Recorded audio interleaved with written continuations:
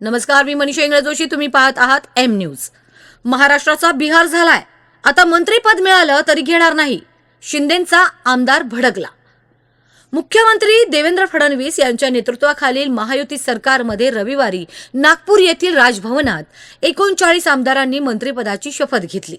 तीनही पक्षांनी धक्कातंत्राचा अवलंब करत काही जुन्या चेहऱ्यांचा पत्ता कट केल्याचं पाहायला मिळालं. यामध्ये पुरंदरचे शिवसेना आमदार आणि माजी मंत्री विजय शिवतारे यांचाही समावेश आहे.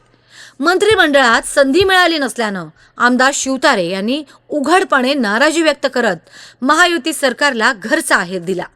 महाराष्ट्राचा बिहार झालाय, कारण इथं प्रादेशिक समतोल न राखता जातीय समतोल राखण्यासाठी प्राधान्य दिल्याचं दिसतंय, असा हल्लाबोल विजय शिवतारे यांनी केला. तसंच पुढे बोलताना शिवतारे म्हणाले की मला मंत्रिपद मिळालं नाही याचं जास्त वाईट वाटत नाहीये, मात्र महायुतीतील तीनही नेत्यांनी जी वागणूक दिली ती चुकीची आहे. हे नेते साधे भेटायलाही तयार नाहीत, अशा शब्दात त्यांनी आपली नाराजी व्यक्त केली आहे. आता 2.5 वर्षांनी मंत्रिपद मिळालं तरी मी ते घेणार नाही.